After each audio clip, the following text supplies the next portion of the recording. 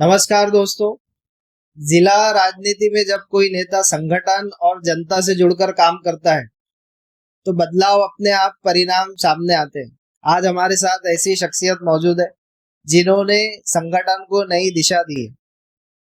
राष्ट्रवादी कांग्रेस के जिला अध्यक्ष बदरुज्जमा सर हमारे स्पॉट ऑन अनफिल्टर्ड में उपस्थित है। जानते हैं उन्हीं से उन्हीं की जुबान। सर वेलकम है आपका स्पॉट ऑन अनफिल्टर्ड। शुक्रिया। How are you? कैसे? एकदम बढ़िया। So we'll start from beginning. सबसे पहले हम ये जानना चाहेंगे कि आपकी राजनीति में शुरुआत कैसे हुई, पहला कदम कैसे रखा? देखिए, जब हमारा शिक्षण का जमाना और खेल से ज्यादा मेरा रिलेशन रहा है। मैंने स्पोर्ट्स में रणजी ट्रॉफी क्रिकेट खेली है और अंडर 19 विदर्भ, अंडर 19 मुंबई। इसके बाद मेरा ज्वाइनिंग में मैंने नेशनल खेला हालांकि।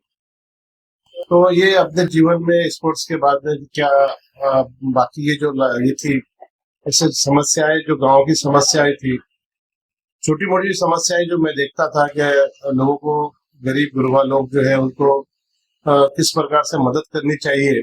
जैसा कि तब हुआ करता था संजय गांधी निराधार योजना और सोलम वन योजना, ऐसे अनेक योजनाएं थी जिसका लाभ उन लोग गरीबों तक नहीं पहुंचता था। और छोटी राशन कार्ड की प्रॉब्लम्स होती थी और ऐसे अनेक प्रॉब्लम्स से जो हमारे निगाह के सामने से, तो ऐसा दिल में एक उमंग पैदा हुई कि हमारे को सामाजिक कार्य करना चाहिए। और सामाजिक कार्य करने के लिए हमारे को राजकीय जीवन में हमारा आना बहुत जरूरी है, कि राजकारण एक पावर मिलता है, राजकारण से पद से एक आदमी को एक ताकत मिलती है। तो हमने सोचा कि अपना जीवन आगे राजकीय जीवन हमने गुजारना चाहिए और लोगों की सेवा करना चाहिए।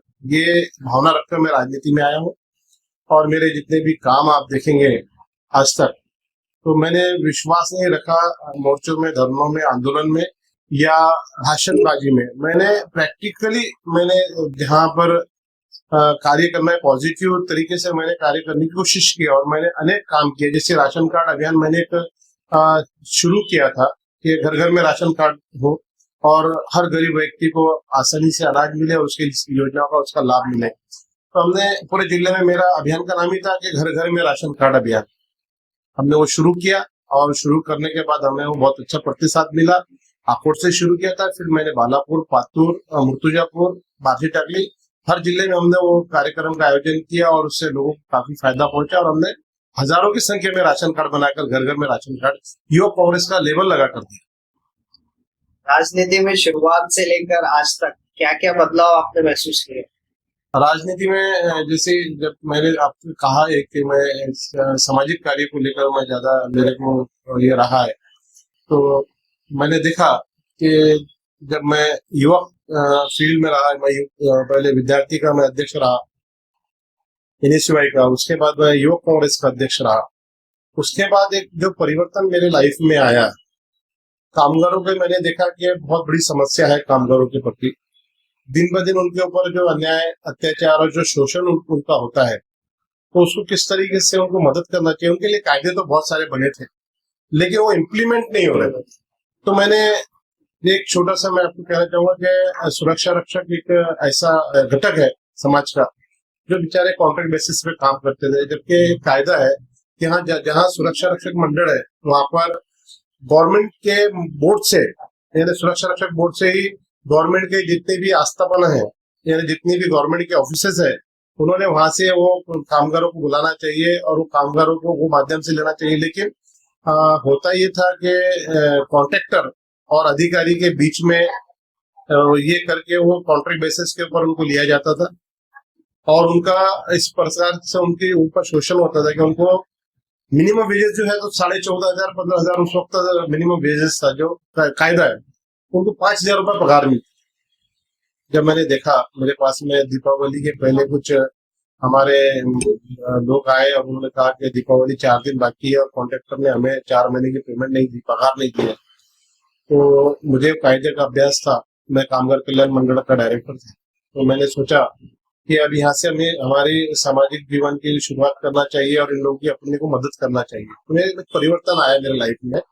एक यूथ विंग से लेकर मैंने सामाजिक कार्य की तरफ ज्यादा ध्यान देना शुरू किया। तो हमने उन लोगों के लिए लड़ाई लड़ी और उसमें हम सक्सेस हुए। और मैंने उन लोग जो अकोला जिला में महावितरण पारेषण कंपनी जो एमएससीबी की कंपनीज है और गवर्नमेंट की बहुत सारी कंपनीज है, उसमें प्राइवेट कॉन्ट्रैक्ट बेसिस जो वहाँ पर एमएससीबी की कंपनी है और बहुत सारे गवर्नमेंट ऑफिसेज है। हम लोगों ने एक लड़ाई लड़ी और उनका रजिस्ट्रेशन लेबर बोर्ड जो हमारा सुरक्षा रक्षक बोर्ड है उसमें उनकी लोन करवाई। और लोन करवाने के बाद वो मालक रजिस्ट्रेशन करने के कंपनी जो ऑफिसेस की कंपनी का रजिस्ट्रेशन मिलने के बाद ये लोग वहाँ परमानेंट स्थायी रूप से हो गए। और आज उनको पगार जो है तो 23,000 रुपये पगार है और परमानेंट है। तो ऐसे कई कामगार मेरे महाराष्ट्र में हर डिपार्टमेंट में एक सुरक्षा रखते हैं। ऐसा असंगठित कामगार एक बहुत बड़ा क्षेत्र है जो 94% इस देश का असंगठित कामगार है। तो अनेक प्रकार के क्षेत्र मजदूर हो, ऑटो रिक्शा पुलर्स हो, माथाड़ी क्षेत्र में काम करने वाले कामगार हो या अनेक प्रकार के ऐसे कामगार, उनको हमने किस तरीके से उनके लिए न्याय उनको मिलना चाहिए। जैसे घरेलू महिला कामगार हो, बांधकाम क्षेत्र में काम करने वाले कामगार हो, ऐसे अनेक प्रकार के कामगार है, उनको न्याय दिलाने की हमने कोशिश की। उनका कायदा इम्प्लीमेंट करवाने के लिए वेंडर्स है, स्टेट वेंडर्स है, जो पथ विक्रेता जो बैठते हैं, उनके लिए 2014 का उपजीविका संरक्षण कायदा है, उसकी अमल बजावनी नहीं हो रही थी। तो मैं नासवी का एक महाराष्ट्र का अध्यक्ष था, हमारी एक संगठन है नासवी जिसने वो कायदे को ड्राफ्ट करने में मदद की थी गवर्नमेंट मनमोहन जी की सरकार में 2014 में दिसंबर में वो कायदा बना था। तो उस कायदे में ये था कि ये जो लोग बैठते हैं सड़क के किनारे, उनके पास अपने पास उपजीविका संरक्षण के लिए कुछ नहीं होता, पैसा नहीं होता है, इसलिए मजबूरी से ये अपना धंधा रोडों पे लगाते हैं और अपना गुजर बसर करते हैं। तो गवर्नमेंट का एक जो कायदा है उसमें कि अगर इनको अतिक्रमण के नाम पर महानगर पालिका उठा देती है और पुलिस इनको ट्रैफिक के नाम पर तकलीफ देती है, तो हमने इनके लिए पूरे महाराष्ट्र में लड़ाई लड़ी और इनको टाउन वेंडिंग कमेटी पीवीसी इसका इम्प्लीमेंटेशन हमने करवाया। और वो आज पूरे महाराष्ट्र में इनको सबको लाइसेंस होल्डर बनाया। और लाइसेंस होल्डर होने के बाद में अगर इनको महानगर पालिका अगर लगता है कि यहाँ पर ट्रैफिक का प्रॉब्लम आ रहा है या और कोई लॉ एंड ऑर्डर का प्रॉब्लम आ रहा है या कोई और प्रॉब्लम आ रहा है, तो उनको उसके बदले जगह देनी पड़ती है और वो जगह पर उनको पहले बिठाया जाता है, उनका धंधा शुरू होता है, उसके बाद उसको वहां से हटाया जाता है। तो इस तरीके से ये कायदा है उपजीविका संरक्षण कायदा, तो इसकी अमल बजानी नहीं हो रही थी। हमने पीएल दाखिल करके और एक बहुत बड़ा वो एक वर्क रहा, ऐसे अनेक वर्क हमने असंगठित क्षेत्र में किए। तो एक परिवर्तन लाइफ में आता रहा। आपने पूछा था कि आपके उतार चढ़ाव कैसे, तो वो ये एक राजकारण से सामाजिक समाजकारण, ये एक बहुत बड़ा परिवर्तन मेरे लाइफ में आया। मुझे बहुत समाधान लगा कि हमने शोषित पीड़ित कामगारों के लिए बहुत कुछ किया। अभी अकोला में भी तो जो फूड फूड वेंडर्स है, जो पथ विक्रेता है, इनको हटाया जा रहा है, तो फिर इनके लिए शासन ने कोई योजना की है? देखिए यहाँ पर भी टाउन वेंडिंग कमेटी का अभी इलेक्शन हुआ है और उसमें अभी नई मैं समझता हूँ कमेटी बनी है, उसमें अभी इन लोगों को पावर्स है। टाउन वेंडिंग कमेटी को महानगर पालिका में एक अपना स्थान है। वो चाहे तो वो जो भी डिसीजन लेंगे वो इनका स्वतंत्र अपना डिसीजन है। तो ये इनको संविधान ने वो हक दिया है, कायदे ने वो हक दिया। तो अभी वो इसके ऊपर क्या करते हैं, क्योंकि अभी बहुत सारे मैंने देखा है कि मैं समझता हूँ कि वेंडर्स के बहुत बड़े प्रॉब्लम्स है, तो टाउन वेंडिंग कमेटी ने उसको सही तरीके से हल करना चाहिए। यदि हमारे पास कोई तकरार आती है, मेरे पास में दो तीन तकरार आई थी, तो मैं खुद जाकर स्पॉट पे जाकर मेरे नगर पालिका के जो पथक होता है उनका जो अतिक्रमण का पथक होता है मैंने वापस किया, क्योंकि मुझे कायदे का अभ्यास था और मेरे वीडियोस भी वायरल हुए थे। मैंने वहां पर जाके सिंधी समाज के लोग बैठते हैं ये नेहरू पार्क के सामने, कपड़ा बाजार वगैरह, तो उन लोगों के सामने मैं खड़ा रहा। मैंने वहाँ के उस वक्त के अधिकारी को कहा कि आप ये इलीगल तरीके से आपके पास क्या, किस कायदे के आधार पे आप इनको उठा रहे हैं। वो खामोश हो गए और वापस चले गए। तो लीडरशिप का प्रॉब्लम ये है कि लीडरशिप को नॉलेज नहीं होने की वजह से ये लोगों पर अन्याय अत्याचार होता है, मेरा मानना ये स्ट्रीट वेंडर्स ने क्या करना चाहिए? ये तो दुकानें है। हटानी वेंडर्स ने उपजीविका संरक्षण कायदे का पूरा पूरा उपयोग करना चाहिए। उस कायदे के माध्यम से उन्होंने टाउन वेंडिंग कमेटी जो यहाँ पर अभी स्थापना, मुझे लगता है इलेक्शन हुआ है और वो इलेक्शन में जो सदस्य चुन के आए हैं उसमें जो अध्यक्ष है यहाँ के कमिश्नर है, उसके अध्यक्ष है महानगर पालिका के, और ट्रैफिक के एक इंचार्ज उसमें सदस्य है। एक यहाँ के सुप्रसिद्ध वकील को उसमें लेना चाहिए, एक यहाँ के व्यापारी को उसमें दिया गया है और इस प्रकार से वो एक ऐसी कमेटी 13 लोगों की यहाँ पर बनी होगी, मुझे लगता है बड़ा महानगर पालिका है, तो इसमें वो अब ठहराएगी कि वेंडिंग जोन कौन है और नॉन वेंडिंग जोन कौन सा है। ये वो तय करेंगे। अभी तक कि इनके इनको राइट्स नहीं थे, महानगर पालिका को राइट्स ही नहीं है वेंडिंग जोन के और नॉन वेंडिंग जोन। वो सारे पावर टाउन वेंडिंग कमेटी को, तब उन्हें तय करना चाहिए। अगर वो अपने हितों को किस तरीके से उसमें उसके अंदर उसको बढ़ावा देते हैं या किस तरीके से उसका संरक्षण करते हैं, वो उनके ऊपर डिपेंड। रिसेंटली अभी आपने अड़ावा बैठक ली है आपके संगठन में। ऐसी बैठक कितनी महत्वपूर्ण होती है पक्ष के लिए? संगठन में जो हम लोग जवाबदारी देते हैं, जैसे तालुका अध्यक्ष या जिला अध्यक्ष जिला के पदाधिकारी बनाते हैं, और हमारे जो फ्रंटल जो हमारे सेल्स है, यहाँ संगठित कामगार का भी सेल है, माइनॉरिटी का एक सेल है, और ऐसे विभिन्न हमारे सेल है, विभाग है। उस विभागों को हम अपनी अपनी जवाबदारी देते हैं, उनका एक अढ़ावा 15 दिन में हम निकलते हैं कि किस प्रकार से संगठन में किस प्रकार से परिवर्तन लाना चाहिए, और संगठन में इन लोगों ने क्या क्या कार्य किया और क्या कार्य करने की आवश्यकता है, और उनको किस तरह गाइडलाइन करना चाहिए। हम लोग क्योंकि राष्ट्रवादी का आपने देखा होगा कि मैं समझता हूँ कि इससे पहले राष्ट्रवादी की कोई इतनी पकड़ हमारे आपको सच्चाई है, इतनी पकड़ नहीं थी, लेकिन अभी हमने कोशिश की है कि जिले में एक नया हमने परिवर्तन लाया है, और राष्ट्रवादी कांग्रेस के साथ में इनकमिंग बहुत बड़ा है। बहुत अलग अलग पक्षों से, अलग अलग सामाजिक संगठनों से काम करने वाले लोग हमारे साथ जुड़ रहे हैं, अच्छे लोग जुड़ रहे हैं, हर जगह जुड़ रहे हैं। और हमारी पार्टी की एक विचारधारा है, शाहू फुले अम्बेडकर मौलाना आजाद, ये विचारधारा को लेकर आज हम इस सत्ता में बैठे हैं। और माइनॉरिटी का काम हो, SC का, ST का काम हो, या किसी भी धर्म या किसी भी जाति का काम हो, हमारे नेता जो अजित दादा पवार है, वो सेकुलर फेस है, और वो सेकुलर भूमिका लेकर, जो कि हमारे स्वर्गवासी यशवंतराव जी चौहान, जिन्होंने महाराष्ट्र प्रोग्राम ही महाराष्ट्र के जिस तरीके से लेकर चला है, वो प्रेरणा को लेकर अजित दादा चल रहे हैं। एज अ जिला अध्यक्ष के तौर पे आपका डेली रूटीन कैसा होता है, कामकाज कैसा होता एज ए जिला अध्यक्ष का मेरी प्राथमिकता संगठन को ज्यादा होती है। मैं संगठन का कार्य रोज देखता हूँ, और रोज हर तालुका अध्यक्ष और ब्लॉक अध्यक्ष से मेरी बात होती है, संगठन के हर पदाधिकारी से मेरी बात होती है, और संगठन में किस तरीके से कार्य करना चाहिए, संगठन में किस प्रकार से जवाबदारियां देना चाहिए, और आने वाले स्थानिक स्वराज्य संस्था नियुक्त होने जा रहे हैं, इलेक्शन होने जा रहे हैं, उसमें किस तरीके से हमारी पार्टी की भूमिका हो, और हमारे इलेक्टिव मेरिट कैंडिडेट किस प्रकार से हमारे पार्टी के साथ जुड़े, वो हमारी प्राथमिकता होती है। और इस तरीके से अभी हम लोग का डेली रूटीन हमारा होता है। है? एक राजनीतिक लाइफ और पर्सनल लाइफ, बिजनेस लाइफ, ये कैसे मैनेज करते हैं? ये एक बहुत बड़ा प्रश्न आपने हमारे सामने रखा है कि राजकारणी जो भी होता है वो बहुत बिजी होता है, और मसरूफियात की वजह से जिला अपने, अध्यक्ष। हाँ, जिला अध्यक्ष ये 24 घंटे की, मैं समझता हूँ कि जवाबदारी की, अगर कोई जिला अध्यक्ष समझ समझ पाए कि ये जवाबदारी कितनी महत्वपूर्ण है, तो मैं समझता हूँ, मैं एक जवाबदार जिला अध्यक्ष होने के नाते कहना चाहूंगा कि एक बहुत जिम्मेदारी वाली पोस्ट मुझे मिली है, जिसमें मुझे समय परिवार के लिए मैं निकालने की कोशिश करता हूँ, और उसमें बाकी समय में मैं बिजनेस का भी अपना समय निकालता हूँ, और मैं मैनेज कर लेता हूँ चीज। ठीक है, मैं एक स्पोर्ट्समैन हूँ, और मेहनत करना मेरा, मुझे ऐसा लगता है कि मैं बहुत ज्यादा मेहनत कर रहा हूँ। मुझे वो इजी वे में, क्योंकि 15 किलोमीटर रोज मेरी रनिंग हुआ करती है, रनिंग ट्रॉफी खेलने के लिए बहुत अभी कड़ा। नहीं, अभी मेरी बहुत ज्यादा ज्यादा ये होने के वजह से मेरी जो एक्सरसाइज है अपनी खुद की लाइफ है, मैंने उसको थोड़ा सा कम करके बाकी चीजों में ज्यादा अपने आप को मसरूफ। ग्रामीण क्षेत्र में और शहर में दोनों जगह आपने काम किया है, दोनों क्षेत्रों का अनुभव कैसा रहा? दोनों ग्रामीण और शहरी विभाग का मैं समझता हूँ, दोनों की अपनी एक आइडियोलॉजी है, अपनी एक अलग अलग समस्या है।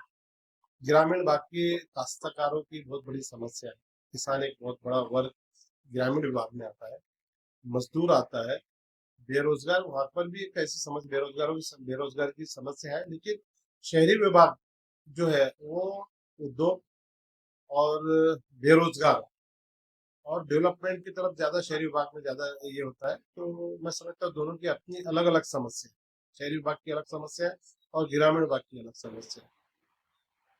जनता से जुड़ने का, उनकी समस्याओं को जानने का आपका क्या तरीका?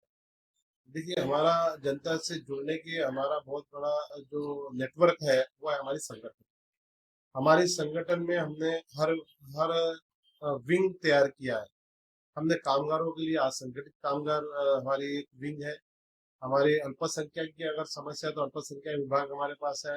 एससी का अगर समस्या, सामाजिक न्याय का हमारे पास में भी विभाग है। पर्यावरण का हमारे पास में विभाग है। इस प्रकार से हर डिपार्टमेंट का हमने अलग अलग विभाग बनाया है। तो हमारा कार्यकर्ता रूट लेवल से जिले लेवल तक, बूथ लेवल से जिले लेवल तक हमारा कार्यकर्ता सक्रिय है। वहाँ जो बूथ लेवल पर नीचे लेवल की जो समस्या आती है वो हमारे पास पहुंचती है। और उसका निवारण किस प्रकार से करना चाहिए, वो अगर कलेक्टर से मिलना रहा है, अगर कमिश्नर से मिलना रहा है, या वो डिपार्टमेंट के विभाग के संबंधित अधिकारी से मिलना रहा, तो हम वहाँ पर जाकर उस समस्या को निवारण करने का हम प्रयास करते हैं और उसमें हम सफल भी होते हैं, क्योंकि हमारा सिस्टम बना है, वो सिस्टम से काम करते हैं। और हमारे नेता अजीत दादा पवार जो इस राज्य के डिप्टी सीएम है, उनकी भी हमारे को काफी मदद मिलती है। अभी एक समस्या, मैंने 2 समस्या लेके गई थी उनके पास में। एक हमारा जातीय प्रमाण पत्र और मृत्यु प्रमाण पत्र की बहुत बड़ा माइनॉरिटी का बहुत बड़ा मसला आया है। कुरैश बिरादरी का और किसानों का एक बहुत बड़ा मसला था। ये दोनों समस्या को उन्होंने अभी, ये तो एक प्रॉब्लम सॉल्व हुआ है कुरैश बिरादरी का और किसानों का, लेकिन अभी जातीय प्रमाण सॉरी जन्म प्रमाण पत्र और मृत्यु प्रमाण पत्र का, इसकी एक समस्या को लेकर हम बैठक लगाने वाले हैं। हमारे नेता नवाब मलिक, सना मलिक और जिशान सिद्दीकी, नजीब मुल्ला, ये सब सक्रिय रूप से ये सब काम देखते हैं। हम लोग इनके पास में काम लेके आते हैं और ये अजीत दादा के साथ बैठक लगाकर उसका निवारण। जो युवा राजनीति में आना चाहते हैं उनके लिए आपका क्या संदेश मैं युवाओं से अपील करना चाहूंगा, और बाबा साहेब अम्बेडकर ने भी कहा था कि जिस समाज का युवा वर्ग राजनीति में सक्रिय सहभाग नहीं लेता है, वो समाज वो कम बहुत पीछे चले। तो हमारे समाज को, हमारे देश को आगे बढ़ाने के लिए युवाओं का पार्टिसिपेट जरूरी है, क्योंकि इतिहास साक्षी है, इतिहास गवाह है कि जब जब भी जिस जगह परिवर्तन आया है, क्रांति आई है, वो युवाओं ने लाई। तो युवाओं का राजनीति में भी सक्रिय सहभाग होना चाहिए, और उनके माध्यम से बहुत सारे प्रॉब्लम्स, युवाओं के बहुत सारे प्रॉब्लम्स रहते हैं जो वो आसानी से निपट सकते मरहूम बाबा सिद्दीकी साहब और आपके दोस्ती की राजनीति में काफी चर्चा है। सबसे पहली मुलाकात कैसे हुई थी आपकी? हैं। हमारी एक कांग्रेस के एक सम्मेलन में बाबा सिद्दीकी साहब से मेरी मुलाकात आज से 30 साल पहले हुई थी, जब वो वहाँ के माडा के चेयरमैन थे। और उन्होंने उस वक्त मेरी जो सामाजिक कार्य को देखते हुए मुझसे कहा था कि आप किस किस प्रकार से काम करते हो। मैंने उनसे कहा था कि मैं ज्यादातर मेरा सामाजिक कार्य है। फिर उन्होंने सामाजिक कार्य उनको दिखाया, तो बोले ठीक है, मैं आपके साथ में दौरा करना चाहता हूँ महाराष्ट्र। पहला उन्होंने मेरे साथ में आकोट में दौरा किया। हमने एक परिषद ली थी, एक माइनॉरिटी की एक परिषद ली थी। परिषद में बहुत सारे इश्यूज थे, जो मौलाना आजाद आर्थिक विकास महामंडल का इशू था। उसमें हमारी जो माइनॉरिटीज की बहनें हैं, जो धंधा करना चाहती है, बिजनेस करना चाहती है, लेकिन उनके पास आर्थिक रूप से मदद नहीं होती, पैसा नहीं होता। हमारा बच्चा एजुकेशन हासिल करना चाहता है, लेकिन उसके पास में फीस के लिए जब पैसा नहीं होता। और हमारे बहुत सारे इश्यूज थे। हमारे नौजवान रोजगार हासिल करना चाहते थे, उनके पास पैसे नहीं। तो मौलाना आजाद विकास महामंडल ने उस वक्त कांग्रेस गवर्नमेंट ने शुरू किया था, नया नया राष्ट्रपति देशमुख जब मुख्यमंत्री थे, तो उन्होंने नया नया शुरू किया था। तो हमने उनको बताया कि अगर इसमें विदाउट गारंटी विदाउट गारंटी अगर उस बच्चों को, माइनॉरिटीज के बच्चों को अगर 50-50 हजार रुपये हम देंगे, तो अपना रोजगार हासिल करने के लिए बहुत अच्छा उनके लिए एक रास्ता खुलेगा। और डीएड और बीएड के बच्चे भी एजुकेशन लेते हैं, गरीब बच्चे डीएड और बीएड करते हैं, उनको भी इस एजुकेशन स्कॉलरशिप का और एजुकेशन लोन का फायदा होना चाहिए। ऐसे अनेक बातें वो परिषद में हमने रखी थी, जिसमें अमीन पटेल और बाबा सिद्दीकी साहब ने उसको इम्प्लीमेंट किया। और एक बहुत बड़ा क्रांति, उस वक्त बहुत बड़ी क्रांति आई थी, हमने अकोला जिला में, और इसमें करोड़ों रुपए का वाटा, करोड़ रुपए का वाटा हमने किया। नौजवान बच्चों को स्कॉलरशिप, फीस के एजुकेशन लोन के माध्यम से हो, या बचत गट के लोन के माध्यम से हो, और बेरोजगारों को सीधा डायरेक्ट लोन के माध्यम से, ऐसा हमने सामाजिक कार्य किया और उसका रिजल्ट भी अच्छा रहा। तो बाबा सिद्दीकी साहब ने वो देखकर मुझसे बहुत खुशी हुई, और उनको ऐसा लगा कि ये एक इनके मेरे उनकी जो सोच है कि लोगों तक पहुंचना और गरीब लोगों की मदद करना और आम लोगों की किस तरीके से हम मदद कर सकते हैं, वो जाति और धर्म से उनका कोई लेना देना नहीं था। वो बहुत ही निष्पक्ष और बड़ी सोच के मालिक थे बाबा सिद्दीकी साहब। उनके साथ में पूरे देश में, मैं समझता हूँ पूरे दुनिया से लोग जुड़े हुए, तो इतनी बड़ी हिस्ट्री थी। आपके अनुसार बाबा सिद्दीकी साहब की कौन सी आदत या ऐसा गुण था जो उनको बाकी नेताओं से अलग बनाता? बाबा सिद्दीकी साहब देखिए, राजनीति में और नेताओं में बहुत बड़े कद्दावर नेता होते हैं, बड़े पैसे वाले लोग होते हैं, लेकिन दिल जिसके पास में गरीब के लिए धड़के, और बाबा सिद्दीकी साहब का आम आम पब्लिक के लिए और गरीबों के लिए उनका दिल धड़कता था। लेकिन आज उनके उनके बारे में उनका नाम आपने लिया तो मैं जरा इमोशनल हो गया हूँ, क्योंकि मेरे उनके ताल्लुकात एक दोस्त की तरह, भाई की तरह मेरे ताल्लुकात थे। उन्होंने बहुत सारे मसले हल किए हमारे बोलने से पूरे महाराष्ट्र में, और अल्लाह उनको जज़ाए खैर दे। मैं देखता हूँ कि उन्होंने बहुत अच्छा कार्य महाराष्ट्र में किया, और एक अच्छा दिल, साफ दिल के व्यक्ति। जिले में कौन से क्षेत्र पे ज्यादा ध्यान देना चाहिए? मेरे अनुसार कि अकोला जिले के अंदर अ, बड़ा रोजगार का मसला है।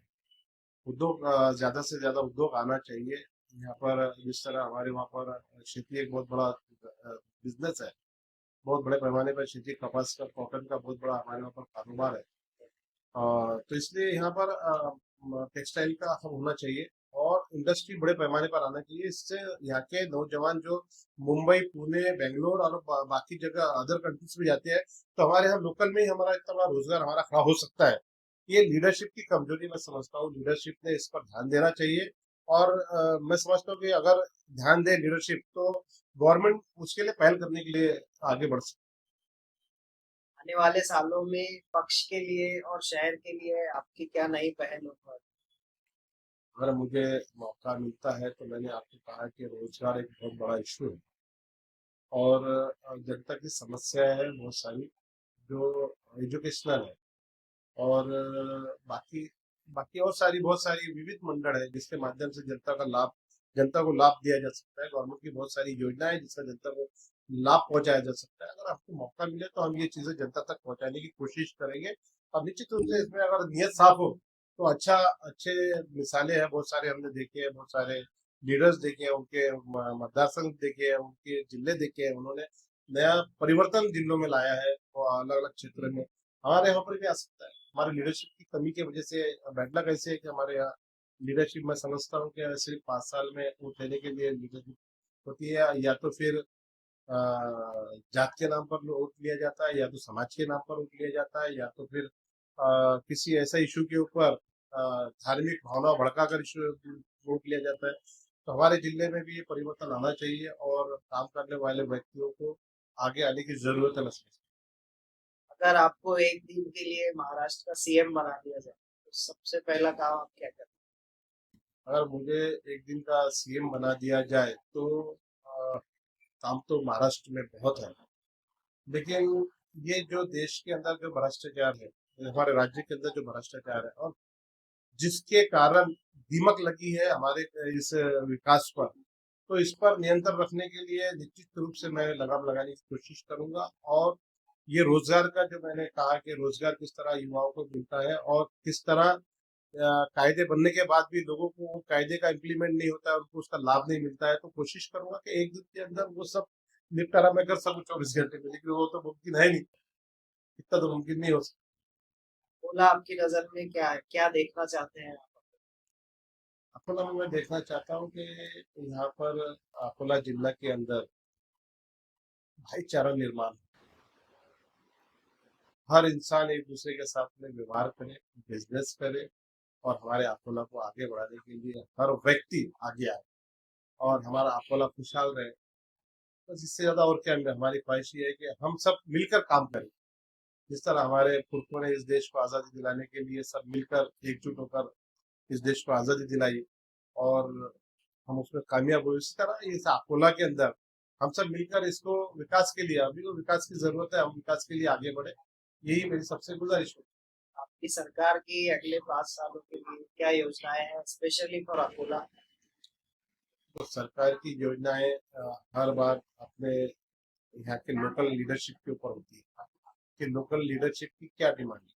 हमने सरकार से, हमारी पार्टी ने सरकार से ये डिमांड की है कि यहाँ पर कॉटन का बहुत बड़ा कारोबार है, यहाँ कॉटन हब होना चाहिए, या टेक्सटाइल हब इसमें होना चाहिए बहुत बड़ा, क्योंकि कृषि का पीके भी एक बहुत बड़ा माध्यम है इसका, और कृषि बहुत बड़ा क्षेत्र है। तो यहाँ पर खेती से रिलेटेड जितने भी बिजनेस, जितने भी इंडस्ट्री है, यहाँ पर उसको बढ़ावा मिलना चाहिए, और हमारे यहाँ के जिले के बच्चों को और जिले के लोगों को रोजगार मिलना चाहिए, उनको आर्थिक रूप से मजबूत बल मिलना चाहिए। ये इसकी हमारी प्राथमिकता है। अकोला की जनता को क्या मैसेज देना चाहेंगे?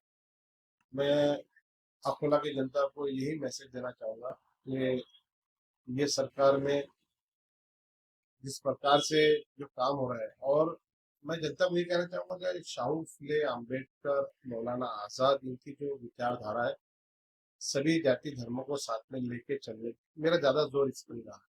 सभी धर्म और सभी जाति के लोगों को साथ में चलते, इसके बगैर हमारा विकास नहीं हो सकता। और जिस तरह मौलाना अल्लामा इकबाल ने कहा था कि हाथ लेके चलो कायनात लेके चलो, चलो तो सारे जमाने को साथ लेके, तो ये हमारी नीति होना चाहिए, सब लोगों को साथ चलकर इस हमारे अकोला जिला को विकास के जो गति में आगे बढ़ाना चाहिए। ये सबका हमारा प्रयास है।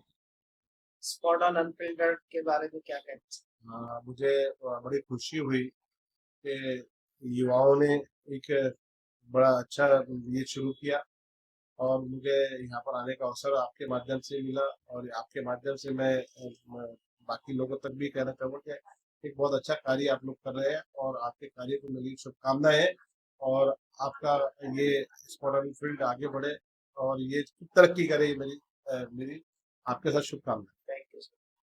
दोस्तों, ये थे अजीत पवार ग्रुप के राष्ट्रवादी कांग्रेस के जिला अध्यक्ष बकरुद्दीन जमा। सर ने बहुत ही खुल के अकोला की राजनीति और बहुत सारे सोशल मुद्दों पर भी बात की है। इसी तरह के लीडर्स को सुनने के लिए स्पॉट ऑन अनफिल्टर्ड को सब्सक्राइब कीजिए।